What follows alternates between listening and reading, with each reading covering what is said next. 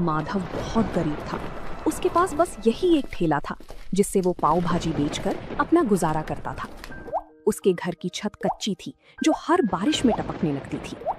हे भगवान, आज बस बारिश ना हो। अगर आज भाजी नहीं बिकी तो कल तक सब खराब हो जाएगा। घर में राशन भी खत्म हो चुका है। सुमित्रा इस उम्मीद में होगी कि आज कुछ पैसे लेकर आऊंगा तो घर का चूल्हा जलेगा। जैसे ही माधव ने चौराहे पर अपना ठेला लगाया, वैसे ही मोटी मोटी बूंदें गिरने लगी। देखते ही देखते बहुत तेज बारिश शुरू हो गई। लोग अपनी अपनी दुकानों के शटर गिराकर घर जाने लगे। तभी माधव ने जल्दी से एक फटी हुई पन्नी निकाली और अपनी पाव भाजी को बचाने के लिए उसे ढक दिया। वो खुद तो भीग रहा था, पर उसे चिंता अपनी भाजी की थी। तभी गांव का एक आदमी बिरजू, जो माधव के ठेले के पास से जा रहा था, उसने माधव से कहा, अरे माधव, ये क्या कर रहे हो? ऐसी आफत वाली बारिश में कौन बाहर आएगा तुम्हारी पाव भाजी खाने? घर जा भाई, वरना बीमार हो जाएगा। बिरजू भाई, गरीब को बीमारी से ज्यादा भूख का डर लगता है। आज दिन भर से 1 रुपए की भी बोहनी नहीं हुई है। अगर खाली हाथ घर गया तो सुमित्रा को क्या मुंह दिखाऊंगा। बारिश और भी तेज हो गई। वो एक पेड़ के नीचे खड़ा होकर बस आसमान की तरफ देखने लगा। उसकी आंखों में आंसू थे और दिल में डर। रात के 8 बज गए थे। बारिश थोड़ी धीमी हुई थी, लेकिन हर तरफ सन्नाटा था। माधव ने सोच लिया था कि आज का दिन उसके लिए खराब गया, अब घर लौट जाना चाहिए। वो अपना सामान समेट ही रहा था कि अचानक एक बड़ी सी कार कीचड़ उछालती हुई आई और सीधे माधव के ठेले के पास आकर रुक गई। उस कार से एक साहब बाहर उतारते हैं और कहते हैं, ओ भाई, क्या कुछ खाने को मिलेगा? हम लोग शहर जा रहे थे, लेकिन आगे का रास्ता बंद है। बहुत जोर की भूख लगी है। जी साहब, भाजी तो तैयार है, बस पाव गरम करने की देर है। आप 5 मिनट रुकिए, मैं अभी देता हूँ। अरे भाई जल्दी करो, इस ठंड में कुछ गर्मा गर्म मिल जाए तो जान में जान आए। माधव के मुरझाए हुए चेहरे पर रौनक आ गई। उसने जल्दी से चूल्हा जलाया। मक्खन की खुशबू चारों तरफ फैल गई। उसने तवे पर भाजी को अच्छे से मैश किया और पाव को मक्खन लगाकर लाल होने तक सेंका। गर्मा गर्म धुआं निकलती पाव भाजी देखकर उन मुसाफिरों की भूख और बढ़ गई, जिसके बाद माधव गर्मा गर्म पाव भाजी की प्लेट सजाकर साहब को देता है। लीजिए साहब, गर्मा गर्म पाव भाजी खाइए। जिसके बाद साहब जैसे ही पाव भाजी का एक निवाला खाते हैं तो माधव से कहते हैं, वाह भाई, क्या स्वाद है। हमने शहर के बड़े होटलों में खाया है, पर ऐसी चटपटी भाजी कहीं नहीं मिली। तुमने तो कमाल कर दिया। सच में यार, इस बारिश में इसका स्वाद दुगना हो गया है। भाई 2 प्लेट और लगाओ। माधव की मेहनत रंग लाई। उन लोगों ने भर पेट खाना खाया। जब पैसे देने की बात आई तो साहब ने खुश होकर माधव को 2000 का नोट थमा दिया। साहब, ये तो बहुत ज्यादा है। मेरे पास तो छुट्टी भी नहीं है। रख लो भाई, इस मुसीबत में तुमने हमें खाना खिलाया, ये उसके लिए छोटा सा इनाम है। खुश रहो। गाड़ी वहां से चली गई। तभी माधव ने उस नोट को अपने सिर से लगाया और भगवान का शुक्रिया किया। वो जल्दी जल्दी अपना ठेला लेकर घर की तरफ भागा। उसे लग रहा था जैसे आज वो दुनिया का सबसे अमीर आदमी है, पर उसे नहीं पता था कि गांव का ही एक लालची आदमी राजेश ये सब छिपकर देख रहा था और उसके मन में जलन पैदा हो रही थी। राजेश गांव में एक छोटी सी किराने की दुकान चलाता था, लेकिन उसका दिल बहुत छोटा था। जब उसने देखा कि कल रात माधव ने एक ही बार में 2000 रुपए कमा लिए, तो उसके पेट में वो बात पच नहीं पाती। वो सोचने लगा कि अगर ये गरीब पावभाजी वाला ऐसे ही पैसे कमाने लगा तो कल को ये मेरी बराबरी करने लगेगा। जिसके बाद उसने अपने चेले से कहा, देख रहा है कल्लू, कल तक जिसके पास नमक खरीदने के पैसे नहीं थे, आज उसके ठाठ देख। ये शहर वाले भी पागल है, कहीं भी रुककर कुछ भी खा लेते हैं। हमें कुछ ऐसा करना होगा कि इसकी दुकान पर कोई कदम भी ना रखे। शाम को फिर से हल्की हल्की बूंदाबांदी शुरू हो गई। माधव अपनी भाजी तैयार कर रहा था। तभी राजेश अपने 2-3 साथियों के साथ वहां पहुंचा और जानबूझकर शोर मचाने लगा। अरे छी छी माधव, ये कैसी बदबू आ रही है तेरे ठेले से? इस भाजी में सब्जियां सड़ी हुई इस्तेमाल कर रहा है क्या? कल रात शहर वालों को तो ठग लिया और अब हमें बीमार करने का इरादा है क्या? नहीं राजेश भैया, ये आप कैसी बात कर रहे हैं? सुमित्रा ने सुबह ही मंडी से ताजी गोभी और मटर लाकर दिए हैं और अपने ठेले पर सफाई का पूरा ध्यान भी रखता हूँ। अरे चुप कर, सबको दिख रहा है कि तू बारिश के गंदे पानी में पाँव सेक रहा है। गांव वालों सुन लो, अगर माधव की पाव भाजी खाई तो पेट खराब होना पक्का है। कल रात जो लोग खाकर गए थे, सुना है उनकी तबीयत बिगड़ गई है। राजेश की बात सुनकर जो एक दो लोग आने वाले थे वो भी ठिठक गए। गांव में अफवाह आग की तरह फैलती है। माधव सफाई देता रहा, लेकिन राजेश ने वहां इतना हंगामा किया कि लोग डर के मारे दूर हटने लगे। माधव का दिल टूट गया। उसे समझ ही नहीं आ रहा था कि बिना किसी गलती के उसे ये सब क्यों झेलना पड़ रहा है। अगले 2 घंटे तक माधव खाली बैठा रहा। बारिश तेज होने लगी थी और राजेश दूर खड़ा ये सब देखकर हंस रहा था। तभी अचानक वही गाड़ी फिर से आकर रुकी जो परसों आई थी। गाड़ी से वही साहब बाहर निकले, लेकिन आज उनके साथ उनकी पत्नी भी थी।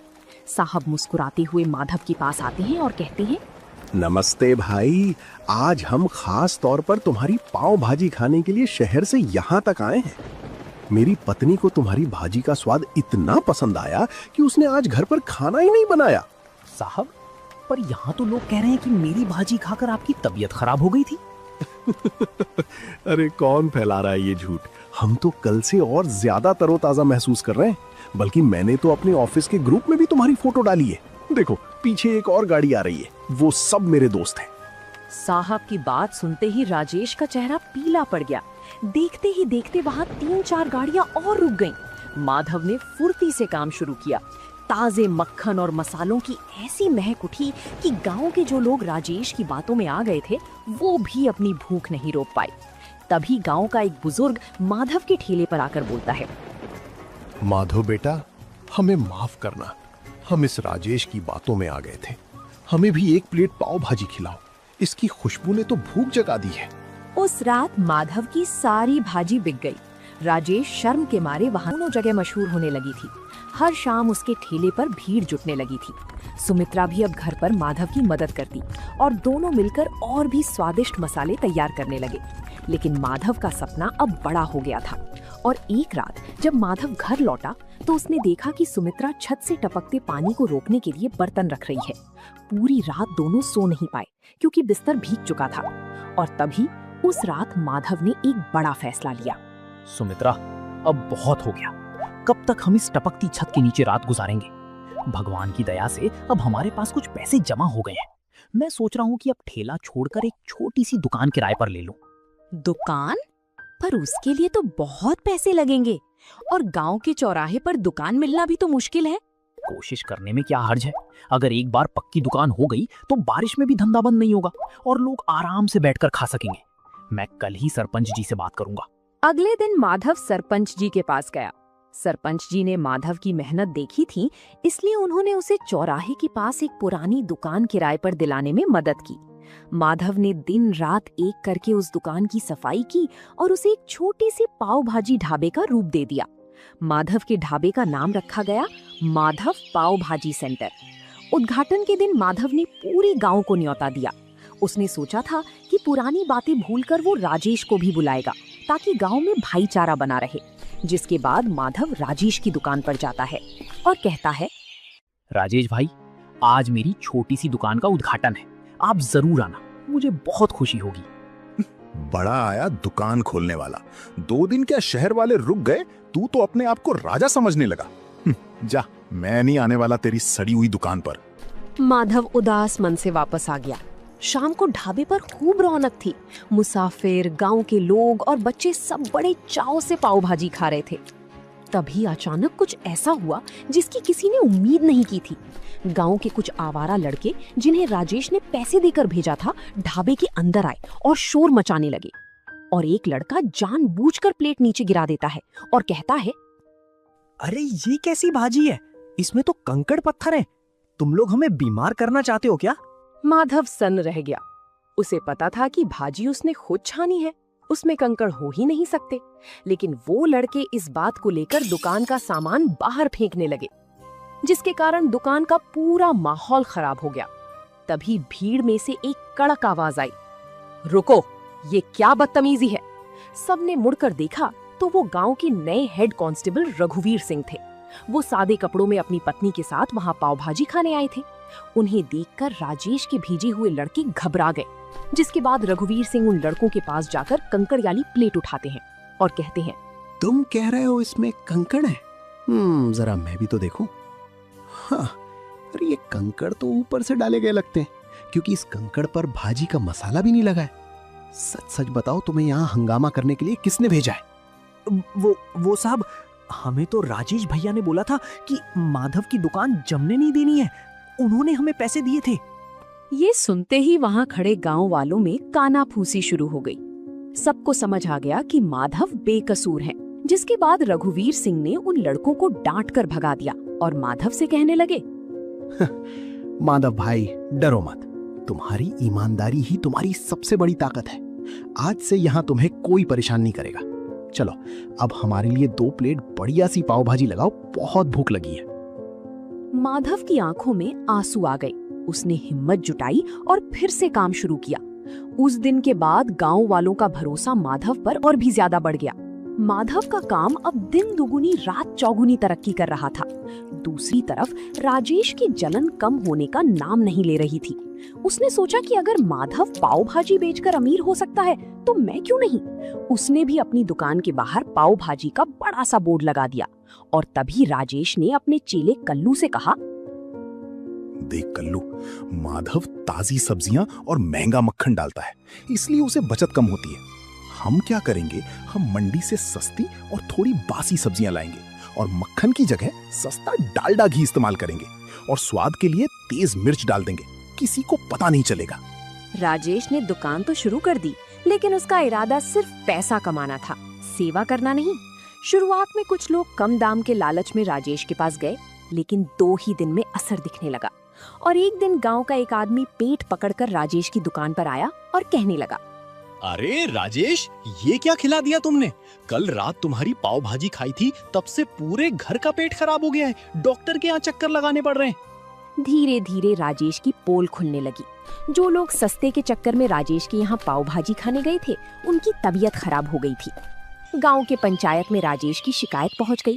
सरपंच जी ने राजेश पर भारी जुर्माना लगाया और उसकी दुकान कुछ दिनों के लिए बंद करवा दी। राजेश को लालच की बहुत बड़ी सजा मिली थी। राजेश की दुकान बंद हो गई और पूरे गांव में उसकी बदनामी हो गई। दूसरी तरफ माधव ने अपनी मेहनत से न केवल गांव वालों का दिल जीता, बल्कि अब दूर दूर से लोग उसकी पाव भाजी का स्वाद चखने आने लगे थे। लेकिन माधव का दिल आज भी उतना ही साफ था जितना पहले दिन था। माधव का छोटा सा ढाबा अब छोटा पड़ने लगा था।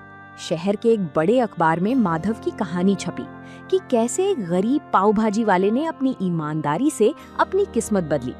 इस खबर के बाद शहर के एक बड़े बिजनेसमैन माधव के पास आए। माधव भाई, आपकी भाजी में जो स्वाद है वो मैंने आज तक कहीं नहीं चखा। मैं चाहता हूँ कि शहर के मुख्य हाईवे पर हम मिलकर एक बड़ा फैमिली रेस्टोरेंट खोलें। जगह और पैसा मेरा होगा और हुनर आपका। साहब, मैं तो एक छोटा सा आदमी हूँ। मुझे डर लगता है कि कहीं मैं इतनी बड़ी जिम्मेदारी संभाल पाऊंगा या नहीं। क्यों नहीं संभाल पाएंगे? आपने कीचड़ और बारिश में ठेला चलाया है। ये तो फिर भी छत के नीचे का काम है। आपको भगवान ने मौका दिया है, इसे मत छोड़िए। माधव मान गया। कुछ ही महीनों में हाईवे पर एक आलीशान ढाबा तैयार हो गया, जिसका नाम रखा गया माधव की असली पाव भाजी। अब माधव के पास काम करने के लिए कई लोग थे, लेकिन वो आज भी खुद खड़े होकर भाजी का मसाला तैयार करता था ताकि स्वाद न बदले। माधव अब एक बड़ा आदमी बन चुका था। उसने गांव में अपने लिए एक पक्का और सुंदर घर बनवा लिया था। एक दिन जब वो अपने पुराने गांव के चौराहे से गुजर रहा था, तो उसने देखा कि राजेश अपनी दुकान के बाहर बहुत उदास बैठा है। उसकी दुकान पर धूल जमी थी और वो बहुत कमजोर लग रहा था। जिसके बाद माधव राजेश के पास जाता है और कहता है, राजेश भाई, राम राम, क्या हालचाल है? माधव, तुम यहाँ? भाई, मुझे माफ कर दो। मैंने तुम्हारे साथ बहुत बुरा किया, तुम्हारी दुकान उजाड़ने की कोशिश की। आज देखो, कुदरत ने मुझे वहीं लाकर खड़ा कर दिया है। मेरी दुकान बिकने की कगार पर है और मेरे पास कोई काम नहीं है। पुरानी बातें भूल जाओ राजेश भाई। इंसान गलती का पुतला है। मुझे आपसे कोई शिकायत नहीं है। अगर आप चाहें तो मेरे नए होटल में स्टोर मैनेजर का काम संभाल सकते हैं। मुझे किसी भरोसेमंद आदमी की जरूरत है। तुम सच में महान हो माधव। मैंने तुम्हें गिराना चाहा और तुम मुझे सहारा दे रहे हो। मैं वादा करता हूँ, अब कभी लालच नहीं करूंगा और पूरी ईमानदारी से काम करूंगा। माधव ने राजेश को गले लगा लिया। गांव वाले ये देखकर दंग रह गए कि कैसे एक गरीब पाव भाजी वाले ने न केवल गरीबी को हराया बल्कि अपने दुश्मन को भी अपनी अच्छाई से जीत लिया। माधव की कहानी हमें सिखाती है कि बारिश चाहे कितनी भी तेज हो, अगर इरादे पक्के हों तो सूरज जरूर निकलता है। तो दोस्तों, आप लोगों को ये कहानी कैसी लगी कमेंट करके जरूर बताएं और ऐसी कहानियों को देखने के लिए वीडियो को लाइक करें और चैनल को सब्सक्राइब करें।